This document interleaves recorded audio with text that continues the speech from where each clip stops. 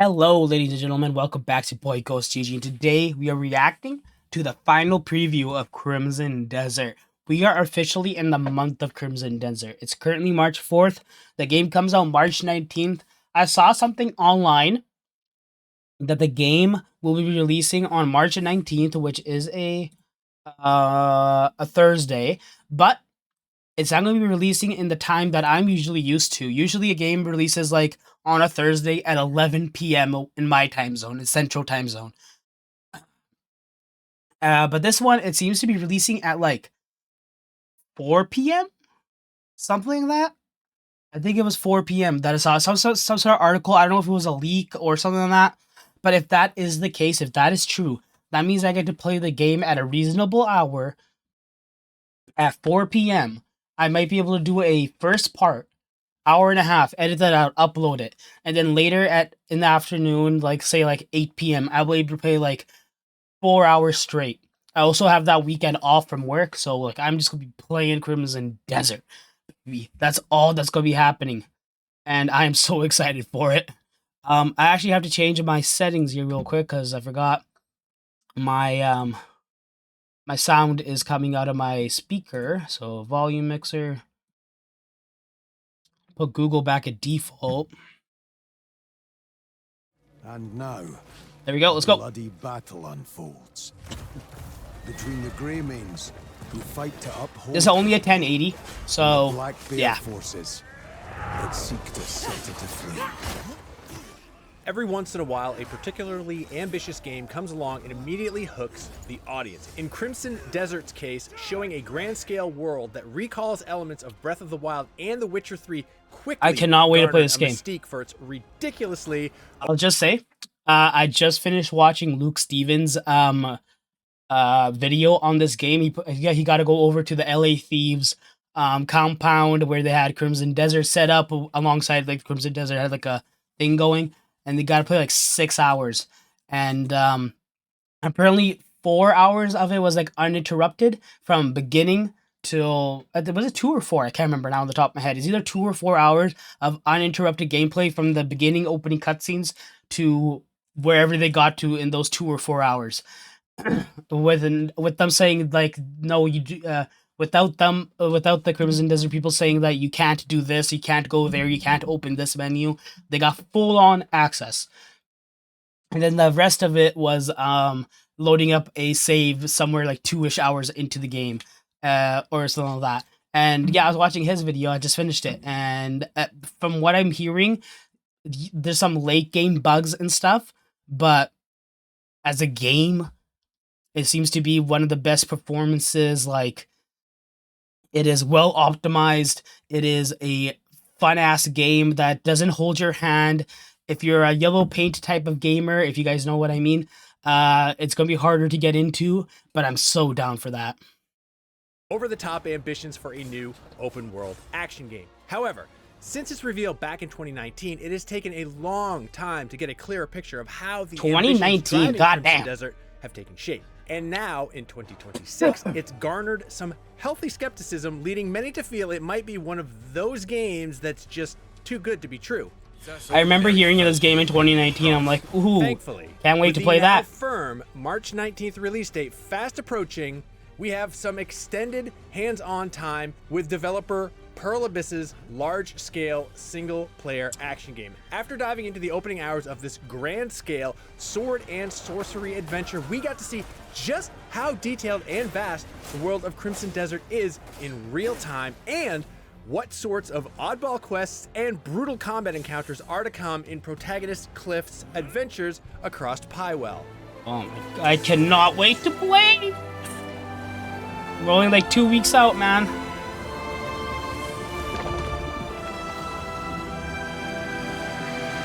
Crimson Desert like a focuses week on and a the half, story really. of wandering warrior Cliff, a member of the Greymane faction that seeks to keep the continent of Nah, Pyrrhus 2 safe weeks, 2 during weeks. harsh times. But after a ruthless warlord decimates much of his crew, Cliff himself is seemingly killed in battle.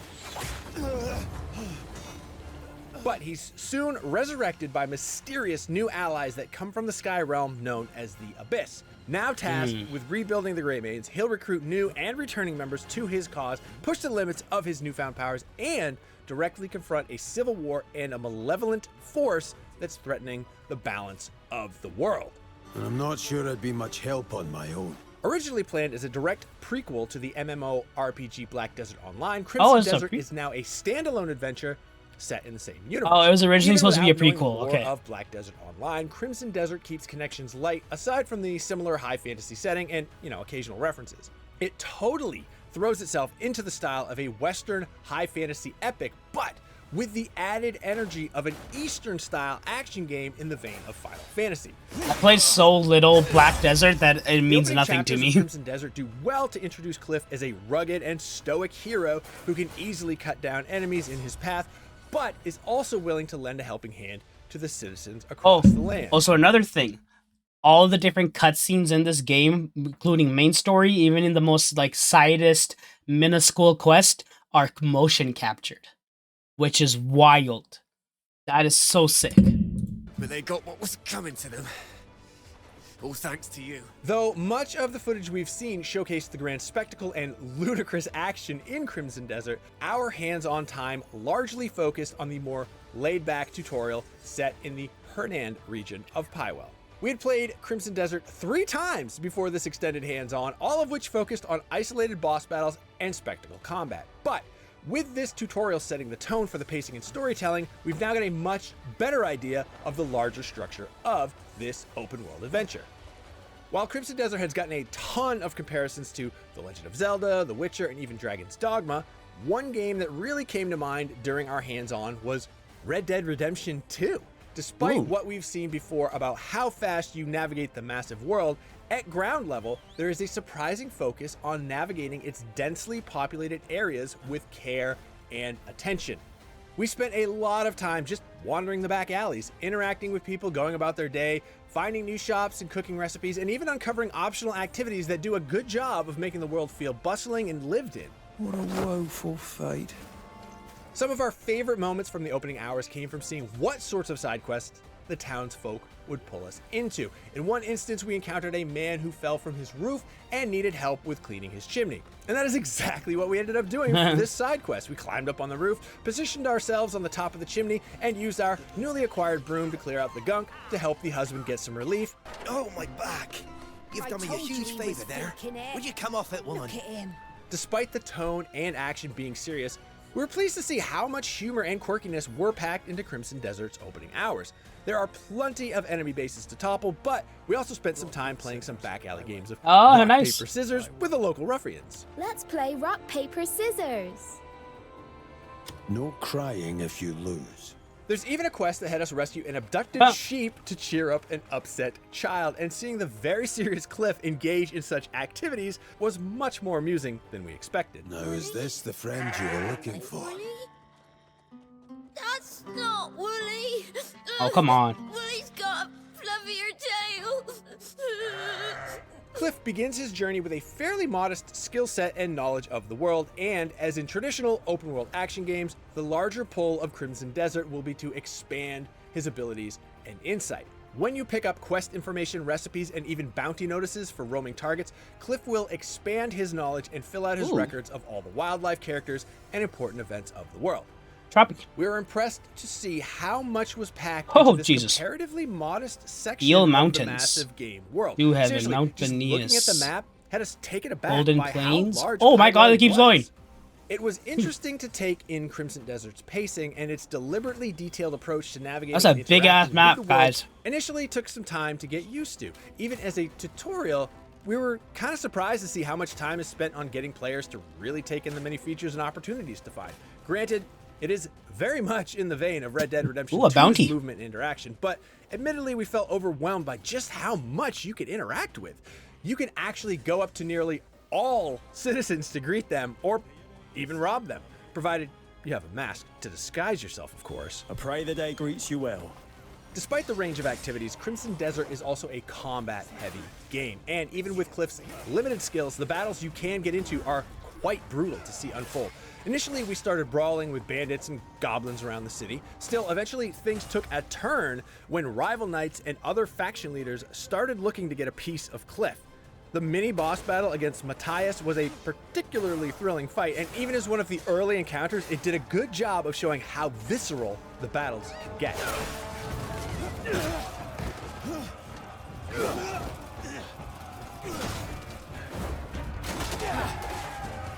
Eventually, Cliff will make trips to the mythical Abyss realm, where we navigated a series of floating ruins far in the sky. Stepping into these visually stunning environments was one of the best moments from our hands-on time, and it also gave us a jaw-dropping view of the world's vast landscape. These are also segments that introduce the new Abyss powers in some puzzle platforming challenges. These magic powers elevate Cliff's combat and traversal skills to use his force-style powers to manipulate objects and use a force jump ability to propel him off the ground.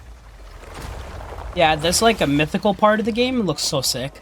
The floating isles, the magical abilities. To glide and took it out for a spin by nice addition to everything else. It is a fun ability to use, but it definitely takes a ton of stamina to get the most out of it. The power to soar through the open skies is yours to command.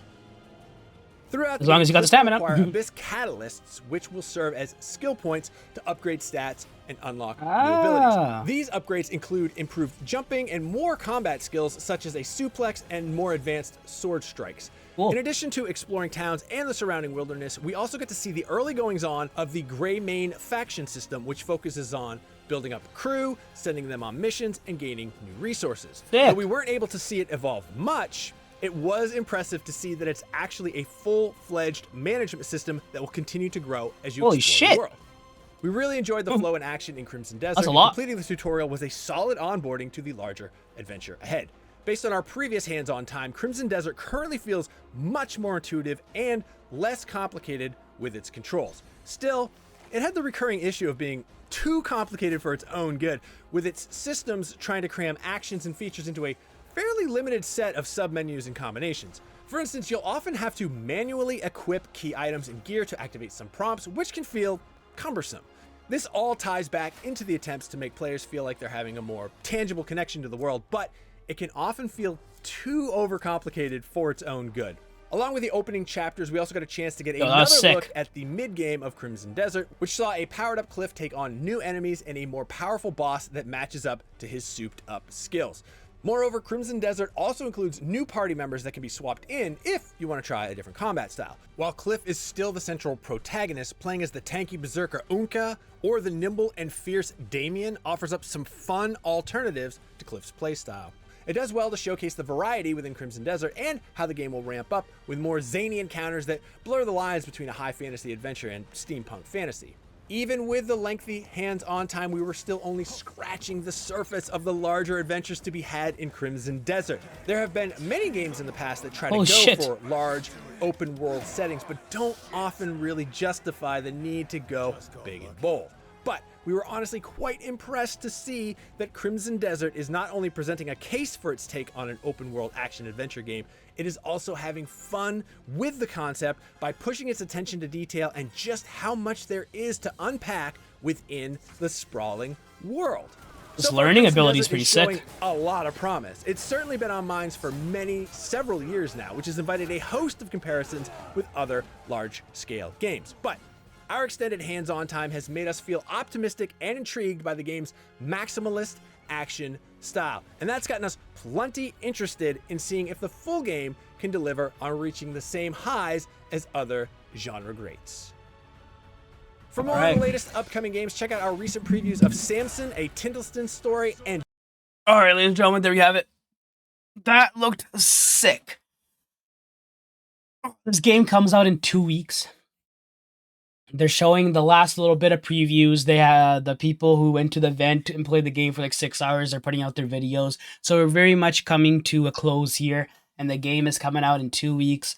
And it is nothing but fucking amazing. It looks so sick. It just looks like you could do literally everything. It gives you everything. Your combat styles, the different types of exploration, different types of movement. The world looks very beautiful, very... very filled with things to do. There's different mini games, rock paper scissors, arm wrestling, and I'm sure there's other games and stuff that you could do, like little activities, puzzles, obviously side missions like cleaning that chimney or whatever, getting the sheep, um, and then the main story itself. Then we got two other playable characters. We got the Gray Main faction system where we recruit people, we increase our base of operations, and my camera froze there. At least it froze at the end, right? And we send our allies out to collect resources and maybe clear out trading routes and whatnot, and like who knows. There's so much going on. There's so much. Even all the crap I just said there doesn't even scratch the surface. There's so much more, and we get to experience it in 2 weeks. So, with that being said, ladies and gentlemen, if you guys are excited to watch me play this game, go over to GhostGG Plays, link down in the description of this video. That is my Let's Play channel. Go over there, hit the subscribe button, hit the notification bell, and once that first part is out, you guys will know, and you guys get to experience peak, baby, peak. I just finished Resident Evil 9, Resident Evil Requiem. The last part's coming out on Friday, so still 2 more days before the last part comes out, but I do have other parts out of that game, so go check that out as well. And with that being said, that's it. Hope you guys enjoyed. Peace out.